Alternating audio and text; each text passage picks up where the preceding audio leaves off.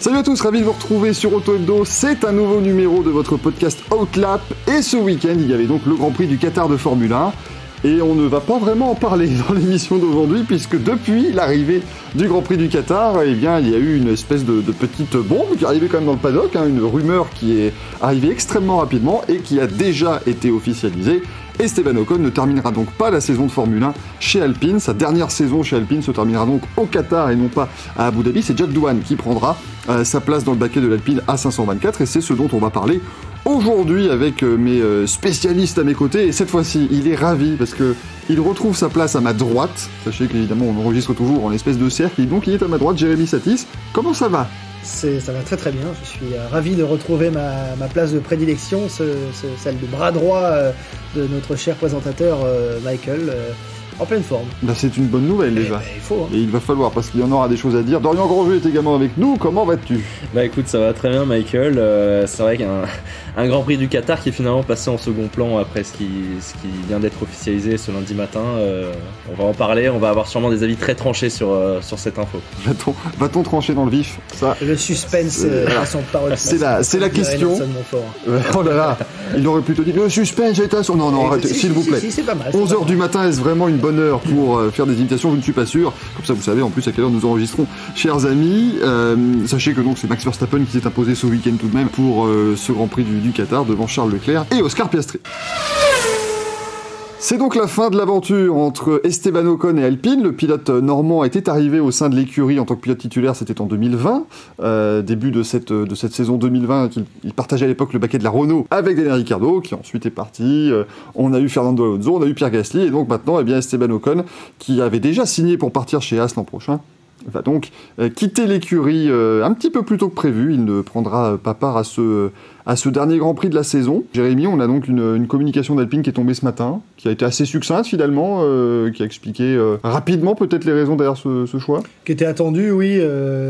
Forcément, il y a une rumeur qui a bruissé dès dimanche matin, et tout simplement parce que avant même le début du Grand Prix, Esteban Ocon a été informé qu'il ne disputerait pas le dernier Grand Prix dans son Alpine. Alors les raisons officielles du communiqué stipulent que c'est pour pouvoir le libérer afin qu'il fasse les tests de fin de saison avec Haas, son équipe de l'année prochaine. Difficile d'imaginer que ce soit vraiment ça parce qu'il n'y a aucune raison sur le papier de ne pas faire les essais de fin de saison tout en terminant la saison à sa place. Donc c'était assez étrange. Ça vient surtout clore une année très très particulière entre Alpine et Esteban. On se rappelle de ce qui s'était passé à Monaco avec l'incident entre Gasly et Ocon. Certes, Esteban n'a peut-être pas fait le meilleur des boulots ce jour-là, mais j'avais trouvé personnellement, et ça n'engage que moi, mais que la réaction avait été disproportionnée de la part du clan Alpine. Ils ont même essayé de lui faire perdre son volant avec une course de suspension au Canada dans la foulée. Juridiquement, ça n'avait pas été possible, il y a eu des complications, donc ils ont fait comme si de rien n'était. Je pensais qu'avec le double podium du Brésil, tout était, entre guillemets, non pas rentré dans l'ordre, mais on se quitte bons amis. Voilà, une petite tape sur l'épaule, merci pour les services rendus, c'était fantastique, on oublie tout le négatif, et puis, voilà, depuis lors, on a l'impression... Et ça, c'est pas factuel du tout, c'est qu'une impression, mais qu'Esteban a une voiture qui est vraiment à des années-lumière de celle dont dispose très brillamment d'ailleurs Pierre Gasly, qui fait un boulot sensationnel.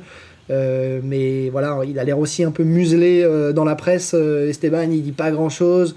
On sent qu'il choisit un peu chaque mot, qu'il doit faire très attention à ce qu'il dit. Donc moi personnellement je souffrais presque de le voir comme ça, donc je pense que c'est presque un mal pour un bien quelque part ce qui se passe. Il va pouvoir vraiment se mettre en mode As F1 Team et de toute façon avec la voiture dont il semblait disposer, je ne sais pas ce qu'il aurait pu faire de plus que ces dernières semaines à Abu Dhabi, si ce n'est ronger son frein et déprimer, donc voilà, après on parlera sans doute de l'inélégance éventuelle de tout ça, mais Mais voilà, pour l'aspect un peu factuel. Disons. Voilà, posons effectivement les bases de cette décision. Dorian Grangier, posons les bases de l'avis de Dorian Grangier sur cette décision. Bah, ok. Enfin, c'est arrivé, moi j'ai toujours cette fascination quand même sur certains moments de Formule 1. On a des choses qui fuitent 8 mois avant et là, c'est une traînée de poudre, ça s'est su très rapidement. Alors, faut dire que Esteban Ocon, effectivement, n'a pas cherché à noyer le poisson ou quoi que ce soit. Il a remercié son équipe à n'importe quelle occasion dont il disposait. Enfin voilà, il était vraiment... Communication assez brillante, qui était une façon de dire les choses sans les dire. Exactement, lui, il a fait son boulot en disant, voilà, moi, est-ce que vous avez encore un Grand Prix ? On verra, voilà. Enfin, il a été très, très bon là-dessus. Mais effectivement, tout s'est fait très vite, en tout cas de notre point de vue, de médias, tout s'est appris très vite. Et voilà, c'est déjà la fin. Un Grand Prix avant l'arrivée. On rappelle, il y a 24 Grands Prix en une saison, il en a donc couru 23. Bah, faut se mouiller la nuque quand on voit Flavio Briatore et ses méthodes, je vais pas dire staliniennes, mais pas loin. Non, mais c'est pas élégant, c'est pas classe, c'est pas... En plus, sportivement, c'est même pas logique, parce que l'Alpine se bat pour la 6ème place constructeur. T'as un pilote qui est là depuis 5 ans, qui a mené ton équipe, même dans les moments les plus difficiles, qui a gagné le seul Grand Prix de ton équipe, qui a toujours tout fait vraiment, qui s'est dévoué pour Alpine, et tu le renvoies un peu pas comme un malpropre, mais avec des raisons, on en reparlera avec Jérémy tout à l'heure, mais qui sont relativement floues et qui sont certainement pas les vraies raisons. C'est triste, parce que je pense pas qu'Ocon mérite ça, je pense pas que la marque Alpine, au-delà de l'équipe Alpine, mérite ça. Ça renvoie une très mauvaise image de l'écurie. Je pense que Briatore s'en fout de l'image, malheureusement, mais voilà, c'est très triste. Et sportivement, encore une fois, quand tu joues une 6ème place au championnat constructeur qui peut te rapporter des dizaines de millions d'euros, qui a que 5 points d'écart entre Alpine et As, que tu donnes pas le même matériel à tes deux pilotes, alors que tes deux pilotes toute la saison se sont vraiment tirés la bourre et ont des performances qui sont sensiblement égales. Donc quand on voit ce que fait Gasly avec l'Alpine, il n'y a aucune raison pour qu'Esteban Ocon ne puisse pas faire les mêmes performances que son coéquipier. Depuis le début de la tournée américaine, il se prend 4-5 dixièmes en qualification à chaque fois. Et Alpine s'en défend. Alpine explique que oui, mais là, ça n'est pas le cas, mais c'est un peu trop voyant peut-être quand même, en fait, entre guillemets. Il suffirait, parce que moi, que les deux n'aient pas forcément la même voiture, ça ne me choque pas. Ça arrive ultra régulièrement. Et mais en général, Gasly avait un nouveau museau ce week-end, enfin voilà. C'est pas étonnant. En général, les équipes l'expliquent très facilement en disant bon bah voilà, on n'a pas la quantité de pièces suffisante, donc pendant 1 ou 2 grands prix sera tel pilote ou tel pilote. Ils auraient pu trouver une raison purement technique, en mode budget cap, les pièces. Ce qui va pas, c'est la communication, où en fait du coup on fait un peu passer Esteban pour un idiot. Il n'a pas le droit de parler, parce que vraiment, on le voit, il est muselé complètement. Alors, je ne sais pas pour quelle raison, je ne sais pas comment ils le tiennent. Je pense qu'Esteban aussi essaie de rester dans le cadre de son contrat, de ne pas se mettre en faute et tout ça, au vu sans doute de l'ambiance un petit peu en interne. Mais comme le dit Dorian, et au pire des cas, il suffirait simplement de mettre les mots sur la situation. Encore une fois, Alpine est en train de revenir très fort. Ça ne me choquerait pas qu'ils aient mis absolument tous les ingrédients nécessaires pour être le plus rapide possible, quitte à ce que ce soit avec une voiture en étant ultra agressif. Dans ce cas, disons-le, il n'y a pas de problème, quoi, tout simplement. Ouais, parce que du coup, ça fait passer un peu Ocon en mode... il va chez As, Alpine se bat chez As, donc il va un peu lever le pied parce qu'il sait très bien que si As termine devant Alpine, il y aura plus d'argent dans les caisses, donc plus de développement. Non, mais c'est des théories. Compétiteurs, les mecs. Voilà, exactement. Il faut arrêter avec ces théories. Il n'y a personne qui lève le pied. Voilà, exactement. Non, mais et puis voilà, effectivement, ça me permettrait, et on les comprendrait en fait d'une certaine manière, parce que oui, on dirait bon bah voilà, Gasly reste avec nous, c'est le fer de lance. On met tout sur lui dès cette année, ce serait pas non plus complètement... Bien sûr. Enfin, ce serait pas irrecevable. Non, mais on le voit chez Mercedes, c'est ce qu'ils font. Et oui, Hamilton, il galère typiquement chez Mercedes, mais bon, il va jusqu'au bout. Chez Alpine, il n'y avait pas de raison sportive de dire à Ocon, bah écoute, tu feras pas le dernier Grand Prix, quoi. C'est bête, c'est bête. Après, il y a des choses derrière, il faut essayer d'interpréter aussi un petit peu ce qui se passe. Pourquoi Alpine a aussi intérêt, entre guillemets, à faire en sorte de libérer le siège d'Esteban Ocon? D'abord, je précise que on a aussi des infos de notre côté disant que Alpine avait donné potentiellement son accord à Esteban Ocon pour qu'il fasse les essais de fin de saison avec As dès le mois de septembre, tout en conservant son baquet jusqu'à Abu Dhabi. Donc ça, visiblement, ça n'existe plus. Et l'intérêt, à mon sens, d'Alpine de relever Esteban Ocon de ses responsabilités à Abu Dhabi, c'est de pouvoir tester Jack Doohan, qui a été le pilote annoncé pour 2025, aux côtés de Pierre Gasly. Il y a même une communication récente sur son numéro de course, qu'il avait choisi le numéro 7, tout ça. Mais forcément, il y a aussi eu des bruits concernant un potentiel arrivée de Franco Colapinto. En tout cas, qu'Alpine s'intéresserait au jeune Argentin, qui présente un package séduisant de vitesse pure et de soutien marketing et financier derrière lui. Ce sera l'occasion idéale de tester Jack Doohan pour eux, et puis surtout, à mon avis, de commencer à potentiellement, si ça se passe mal, peut-être ont-ils déjà en tête le fait de se séparer du malheureux Jack Doohan en vue de l'année prochaine, et de se dire, bon bah... Et ça pourrait donc remplir l'obligation contractuelle de l'aligner sur au moins un Grand Prix. Enfin voilà, il y a peut-être aussi des choses comme ça qui peuvent se tramer. Mais la question, c'est dans quelles conditions ils vont le tester, Doohan. Est-ce qu'ils vont le mettre dans la voiture d'Ocon, donc pas avec les évolutions? Dans ce cas-là, c'est sûr qu'il va se prendre une tollée par Gasly, parce que si Ocon se prend 5 dixièmes par week-end, Doohan qui n'a jamais fait de Grand Prix, j'ai peur que l'addition soit un peu salée. En fait, c'est mettre Doohan dans une situation extrêmement complexe. Parce que les mecs, ils sont tous 23 Grands Prix dans les pattes. Ils viennent de sortir du Qatar, donc ils sont préparés, peut-être un peu fatigués, mais préparés. Lui, il va débarquer comme ça, au milieu d'un nombre de pilotes qui sont extrêmement préparés et qui sont encore focus dans la saison. Lui, ça va être son premier Grand Prix. Il y a des enjeux à tous les niveaux, devant, au milieu du peloton, même derrière. Donc... c'est un petit peu... je veux pas dire que c'est condamné Jack Doohan, parce qu'on n'en est pas là. Ça se trouve, il va faire un week-end exceptionnel, il va marquer des points, et puis il va justifier sa place pour l'année prochaine. Mais là, Doohan, c'est vraiment pas un cadeau. Hein. Mais Doohan est déjà dans une situation difficile depuis plusieurs semaines. Je veux dire, quand on est officialisé, mais qu'on entend que peut-être on ne sera pas sur la grille en 2025, on entend qu'il aurait potentiellement, je n'ai aucune information en la matière, un contrat de 5 courses pour l'année prochaine. En tout cas... peut-être un contrat d'1 an avec une clause de sortie côté Alpine au bout de 5 courses. Enfin, je veux dire, c'est déjà une drôle de façon d'arriver vraiment sur cette scène-là. Et puis, n'oublions pas non plus certaines... J'irai pas jusqu'à parler de conflit d'intérêts, parce que la réglementation le permet, mais on a quand même Jack Doohan qui, sur le papier, est managé par Mathieu Michel, qui est un proche, pour ne pas dire plus, de Flavio Briatore. Victor Martins est aussi un pilote de réserve, enfin pas de réserve, mais de l'académie de qualité, qui aurait absolument toutes les cases cochées pour devenir le réserviste l'an prochain. Paul Aron, qui est managé là aussi par la structure de Flavio Briatore, ou une structure proche de Flavio Briatore, en tout cas sur lequel l'Italien a une influence plus ou moins directe, qui est nommé en tant que réserviste. Encore une fois, rien contre Paul Aron, qui fait une super saison chez Hightech, mais simplement il y a quand même des logiques un petit peu étranges, et j'ai envie de dire que tout ce tableau en toile de fond ne sert pas forcément la communication d'Alpine dans ce dossier Ocon, où vraiment on a l'impression qu'il y a plusieurs dossiers qui s'entrechoquent et qui sont gérés pour le moins avec une certaine inélégance. Briatore, c'est un habitué. Hein. On se revient dans les années 2000, tous les pilotes Renault qui faisaient une petite valse comme ça, de ses propres pilotes qui plaçaient. Donc...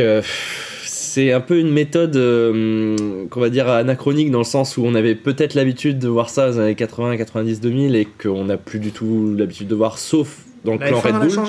La F1 a changé quand même, pour citer un illustre footballeur. Mais ouais, c'est des méthodes qu'on n'a plus l'habitude de voir aujourd'hui, qu'on retrouve peut-être que chez Red Bull, parce que eux, c'est un truc de famille, ils ont 2 équipes, ils peuvent un peu se le permettre, entre guillemets. Ça peut choquer du coup, parce que ça fait une vingtaine d'années qu'on n'a plus l'habitude de voir ça. Mais ouais, c'est pas, on dira ce qu'on veut, mais c'est pas très élégant. Mais surtout chez Red Bull, ça a toujours été basé, alors enlevons le dossier Pérez du Schmilblick, mais ça a quand même été toujours basé globalement sur le sportif. Donc même quand quelqu'un était débarqué très vite, c'était forcément dur. On disait de Red Bull qu'ils étaient un petit peu durs dans leur façon de penser, de trancher, mais on le savait à l'avance. Voilà, et on criait rarement à l'injustice. C'est une écurie qui a toujours donné sa chance un petit peu aux pilotes. Donc là, ça peut aller des fois, mais ça s'entend. Il y a une certaine logique, que l'on peut partager ou pas, mais il y a une logique qui se défend. C'était la contrepartie de l'opportunité en or qui était faite à beaucoup de jeunes quand même, qui ont été financés par Red Bull assez longtemps, clairement. Alors que, bon, chez Alpine, n'oublions pas que Jack Doohan est le premier pilote de la Renault Sport Academy / Alpine Academy à obtenir un volant au sein de l'écurie d'Enstone. Ouais. Donc déjà, de ce point de vue-là, voilà. Et le pauvre Doohan, on ne sait même pas de quoi son avenir... C'est ça qui sera fait. C'est ça qui est un peu étrange, c'est que tu finances la carrière d'un pilote dans les formules de promotion, tu fais même tu le promeus, tu le titularises au sein de ton équipe officielle, tout ça pour qu'il fasse une course et après tu vas considérer un autre pilote. Enfin, je trouve que... Après, n'allons pas trop vite en besogne, on ne sait pas exactement ce qui se passera. Mais c'est vrai qu'il y a tout ce questionnement-là un petit peu, encore une fois, en toile de fond, et donc on se dit... Mais puis c'est flou en fait. Voilà, puis ils ont voulu tenter d'avoir Carlos Sainz aussi, qui finalement a choisi Williams. Enfin, c'est sûr qu'il est arrivé dans une situation, Jack Doohan, où il n'a de toute façon pas été le premier choix, c'est malheureux. Mais ça, à la limite, ça arrive. Mais ça arrive, et il le sait, et c'est à lui d'essayer de prendre cette opportunité. Maintenant, comme on est dans cette situation où on a Flavio Briatore, Oliver Oaks, il y a toute cette envie quand même de secouer un petit peu toute cette structure, hein, globalement, c'est un peu aussi l'idée derrière ça. Pour l'instant, c'est Alpine, on verra après, voilà, mais il y a quand même une envie d'imprimer une patte particulière cette année. On l'a vu avec les différents changements à la tête de l'équipe et ce genre de choses. Peut-être qu'effectivement, il sera malheureusement un dégât collatéral en plus, mais il aura sa chance ce week-end, il pourra faire son premier Grand Prix. Après, tu as cité le nom d'Oliver Oaks, on parle beaucoup de Flavio Briatore, à la limite, comme le dit Dorian, on n'est pas forcément surpris, il est là dans un rôle, on le rappelle, de un peu de super conseiller de Luca De Meo, avec, je pense, quand même une latitude assez large pour faire globalement ce qu'il veut. Tant mieux pour lui, hein, honnêtement. Moi, j'ai quand même envie de parler de l'interview sur Canal+ d'Oliver Oaks à la fin. Voilà, juste après le Grand Prix, hein, c'est ça. Juste après le Grand Prix, où Margot Lafitte fait son boulot en allant le voir, en lui disant on entend des choses sur Esteban. Et vraiment, il a fait je vais faire attention aux mots que j'utilise, mais il a vraiment fait un peu le naïf de service, en disant comment ça ? Non mais attendez, mais enfin, je comprends pas. Je sors du muret des stands, je ne comprends. Vous n'êtes pas la première personne à me le dire, non, mais enfin voilà, sans dire oui, sans dire non. Alors c'était un beau numéro d'équilibriste de sa part. Il est aussi dans son rôle, j'imagine. Il peut pas. Voilà, il devait y avoir aussi des détails contractuels à régler avant d'annoncer quoi que ce soit, mais franchement, je veux dire, ça permet pas à Alpine, que ce soit l'écurie ou la marque, comme le disait Dorian, de sortir de tout ça par le haut, quoi. Alors que franchement, là, il y aurait une narration géniale à mettre en avant avec le retour aux avant-postes. Je veux dire. Mais je trouve en plus, Jérémy, que pour aller plus loin, tu vois, on a ce binôme Briatore-Oaks, et cette interview pour moi prouve que c'est un vrai binôme, voire plus, parce qu'en fait, Oliver Oaks c'est le team principal de l'équipe, c'est le patron. Et arriver devant les médias en disant non mais écoutez, moi je viens de descendre du muret des stands, je ne sais pas ce qui se passe, ça donne l'impression, même si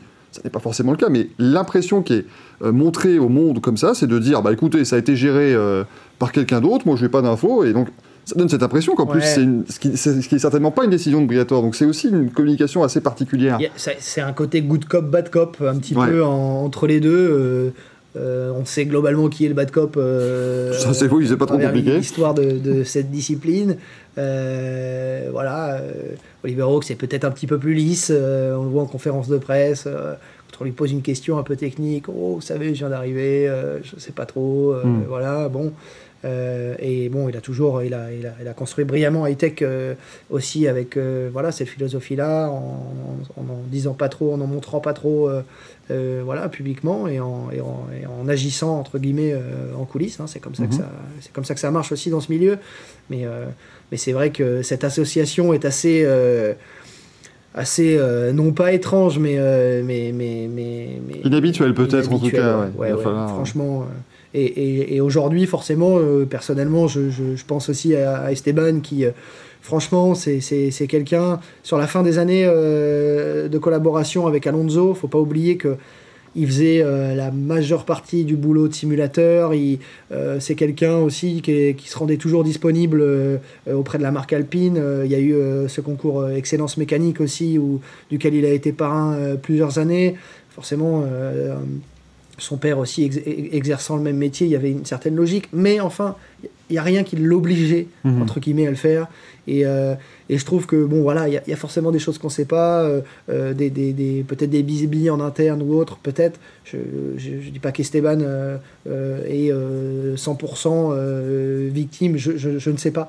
Simplement, je trouve que de laisser partir comme ça le seul mec qui a gagné ton Grand Prix, qui a gagné un Grand Prix dans ton équipe en 2021, que t'as porté vraiment au nu et que tu laisses partir comme ça, franchement c'est pas possible. Bah, surtout que tu parlais de narration tout à l'heure, Alpine aurait très bien pu finir sur l'excellente note du Brésil, en mode réconciliation un peu devant la caméra, hein, entre Ocon, Gasly, Alpine, tout ça. C'était l'image parfaite pour Alpine, c'était l'occasion rêvée pour redorer un peu le blason après une saison qui était, on va pas dire cauchemardesque, mais pas loin, parce que là ils sauvent un peu leur saison sur la fin de championnat. Mais voilà, ça se termine en eau de boudin, ça se termine de manière un peu tragicomique, et c'est dommage pour toutes les parties. Mais c'est pour ça qu'on pense qu'il y a forcément quelque chose derrière, parce que comme tu le dis, ça aurait été juste plus simple, plus logique, tout le monde serait sorti grandi de cette histoire, y compris Alpine, et franchement... si ils finissent comme ça veut dire en effet qu'ils ont besoin de mettre Doohan dans la voiture, ça veut dire que peut-être ils ont déjà préparé un certain scénario, enfin voilà, quoi qu'il arrive, au pire des cas c'est juste de l'inélégance, et au mieux c'est un scénario déjà un petit peu ficelé qui leur permet d'arriver à leur fin. Et dans ce cas, grand bien leur face, et j'imagine qu'ils se disent, ok, c'est comme ça, on va peut-être passer pour des durs, mais de toute façon, la F1, c'est un milieu qui évolue, toutes les semaines on oublie celle d'avant, et de toute façon, dans un mois, on n'en parle plus. Ce sera sans doute peut-être le cas d'ailleurs, hein. Une actualité en appelle une autre, dans un mois, Lewis Hamilton est officiellement pilote Ferrari, qui se rappellera de cette inélégance-là. Voilà, c'est aussi peut-être un pari qu'ils font, et tout simplement. Et vous connaissez le déroulement d'Outlap, bien sûr, on va terminer en répondant à quelques-unes des questions que vous nous avez posées. On a Félicis5 qui nous a posé cette question sur Instagram, vous pouvez retrouver ça dans nos stories tous les dimanches, concernant Théo Pourchaire, qui a été officialisé, on le rappelle, pilote d'essai et de développement de Peugeot en WEC pour la saison à venir. Et on nous demande, est-ce que son cas, sa carrière évidemment de champion F2 et de jeune pilote Sauber qui n'accède pas pour l'instant à la Formule 1, questionne autant la presse française que la presse étrangère, ou même plutôt dans l'autre sens, la presse étrangère que la presse française. Non, elle n'émeut pas autant la presse étrangère que la presse française. Après, il y a une certaine logique à ça, forcément. Après, je note quand même, notamment vis-à-vis de certains journalistes en leur nom propre, notamment sur les réseaux sociaux, sur leur compte personnel, qu'il y a au moins des fois quelques tweets un peu d'incompréhension. Alors pas forcément que Théo soit pas en Formule 1, parce qu'on sait qu'un baquet en Formule 1 tient à de nombreux paramètres, mais en tout cas qu'un garçon qui gagne la Formule 2 à l'âge de 20 ans, après avoir fait vice-champion de F3 à quelques broutilles d'Oscar Piastri, d'avoir gagné la Formule 4 Allemagne à l'époque qui était le meilleur championnat, n'est pas vraiment de programme réel pour le moment. Oui. En tout cas, voilà, qu'il y a une certaine incompréhension, et puis disons-le clairement, quand on voit certains noms qu'on ne citera pas parmi les titulaires chez Peugeot, et qu'on voit Théo Pourchaire réserviste, on se dit qu'en gros le meilleur pilote du contingent Peugeot est celui qui est sur le banc, donc c'est aussi des incompréhensions qui sont légitimes à mon sens. Et enfin une question de Q3 Belgium qui nous parle de General Motors, hein, parce que ça reste aussi la très grosse actu de la semaine dernière, comme l'a dit Jérémy, une actu en face rapidement une autre, mais donc General Motors a signé un accord de principe avec la FOM pour rejoindre le peloton de la Formule 1 en 2026. General Motors a-t-elle donc intérêt à prendre des pilotes américains ou des habitués de la Formule 1 dans l'engrangier ? Oui, déjà, on peut dire quasiment assurément qu'il y aura un baquet qui sera pour un pilote américain. Je pense que c'était une volonté forte d'Andretti, et qui est resté ancré pour General Motors. C'est transformé en Cadillac. Voilà, c'est ça. Voilà. Il y a un candidat qui est évident et un peu naturel, c'est Colton Herta. On rappelle qu'il a failli entrer en Formule 1 il y a 2 ans chez AlphaTauri, mais il y avait un petit problème de points sur la super licence. Là maintenant les points il les a quasiment tous, il lui manque un point, mais une séance d'essai libre et c'est réglé. Donc c'est le candidat naturel. On a parlé aussi éventuellement de Joseph Newgarden en pilote américain.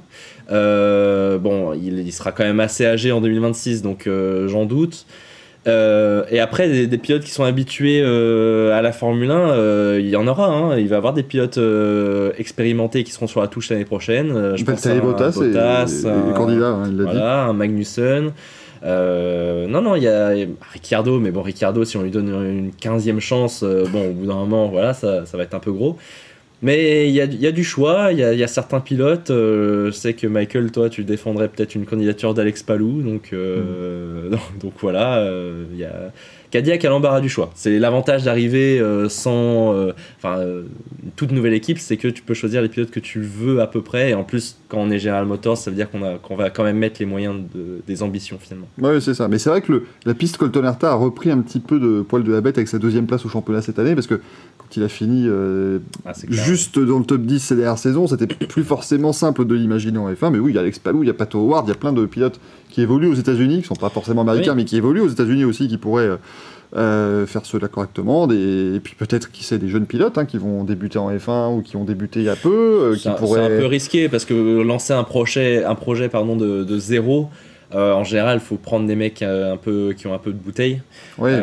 Après, Cadillac peut très bien construire un projet autour d'un pilote jeune et le faire grimper. Et voilà, on sait que normalement, il y aura un moteur soit Ferrari, soit Honda chez Cadillac en 2026. Ça serait très probablement Ferrari.